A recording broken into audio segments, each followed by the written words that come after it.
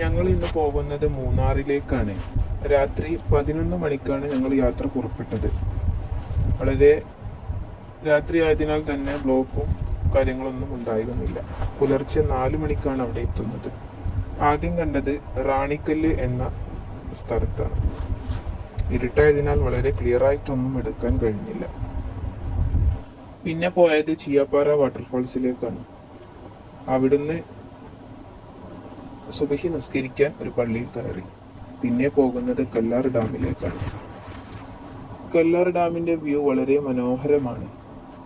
നല്ല തണുത്ത അന്തരീക്ഷം.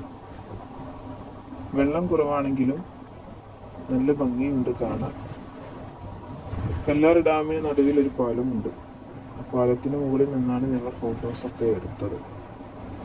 അവിടുന്ന് നേരെ പോകുന്നത് കരടിപ്പാറയിലേക്കാണ്. കരടിപ്പാറ വ്യൂ പോയിന്റ് അതാണ് ഇവിടേക്ക് പറയുന്നത്. അവിടുന്ന് നേരെ മുകുന്ദേട്ടൻ്റെ കടയിൽ നിന്നും ചായ കുടിച്ചു. പിന്നെ യാത്ര തുടർന്നു. റോഡിന്റെ രണ്ടരികിലും തേയിലത്തോട്ടങ്ങളാണ്. പോകുന്ന വഴിക്ക് തേയിലത്തോട്ടത്തിനടുത്ത് ഒരു അരുവിയെ കണ്ടു. അതിൽ മക്കൾ കുറേ നേരം കളിച്ചു. നല്ല തെളിഞ്ഞ തണുത്ത വെള്ളമായിരുന്നു അവിടെ ഒഴുകിക്കൊണ്ടിരിക്കുന്നത്. തേയിലത്തോട്ടങ്ങളെ കാണാൻ എന്തൊരു ഭംഗിയാണ്. മനോഹരമായ അന്തരീക്ഷം. അവിടെ നിന്ന് ഒരുപാട് ഫോട്ടോസൊക്കെ എടുത്തതിന് ശേഷമാണ് ഞങ്ങൾ തിരിച്ചത്. പോകുന്ന വഴിക്ക് വീണ്ടും ഒരു വെള്ളച്ചാട്ടം കണ്ടു. പേരെന്താണെന്നൊന്നും അറിയില്ല, എന്നാലും നല്ല ഭംഗിയുള്ളൊരു വെള്ളച്ചാട്ടം. അവിടെയും ഒരുപാട് ടൂറിസ്റ്റുകളുണ്ട്. കടകളും ഒക്കെയായി അവിടെയും തിങ്ങി നിറഞ്ഞിരിക്കുകയാണ്. അത് കഴിഞ്ഞ് ഓരോ ഡെസ്റ്റിനേഷനിലേക്കും പോകുന്ന വഴി വളരെ മനോഹരമായിരുന്നു. മക്കളൊക്കെ നല്ല സന്തോഷത്തിലായിരുന്നു. കളിയും ചിരിയും പാട്ടും ഒക്കെ ആയിട്ട് അവർക്ക് നല്ല ഹരമായി. ഫോട്ടോസൊക്കെ ഒരുപാട് എടുത്തു. ആകാശത്തിന്റെ ഭംഗി കാണാൻ എന്തൊരു ഭംഗിയാണ്. ഫോട്ടോസൊക്കെ വളരെ ക്ലാരിറ്റിയിലാണ് നമുക്ക് കിട്ടിയത്. തേയിലത്തോട്ടങ്ങളുടെ മുകളിലാണ് എസ്റ്റേറ്റുകൾ ഉള്ളത്. ആ എസ്റ്റേറ്റുകളൊക്കെ കാണാൻ നല്ല ഭംഗിയുണ്ട്. ഈ പാറ കണ്ടോ, എന്തൊരു അത്ഭുതകരമായാണ് ഈ പാറ നിൽക്കുന്നത്. റോഡരികിൽ തന്നെ വലിയ ഒരു പാറ, ഒരിക്കലും വീഴാത്ത രീതിയിലുള്ള ഒരു പാറ കാണുമ്പോൾ തന്നെ വലിയ അത്ഭുതമായി. അതുകൊണ്ടാണ് അവിടെ നിർത്തി കുറച്ചു നേരം ഫോട്ടോസ് എടുത്തത്. അത് കഴിഞ്ഞ് പോകുന്നതും തേയിലത്തോട്ടങ്ങളാണ് മുഴുവനും. മൂന്നാർ എന്ന് പറഞ്ഞാൽ തേയിലത്തോട്ടങ്ങളാണ്. രണ്ട് സൈഡിലും റോഡിന്റെ രണ്ടരികിലും തേയിലത്തോട്ടങ്ങൾ നിറഞ്ഞൊഴുകുന്ന ഭൂമി. പിന്നെ ഞങ്ങൾ പോയത് പൊൻകുന്നം ഡാമിലേക്കാണ്. ഡാമിന് മുകളിലൂടെയാണ് വണ്ടി യാത്ര ചെയ്തത്.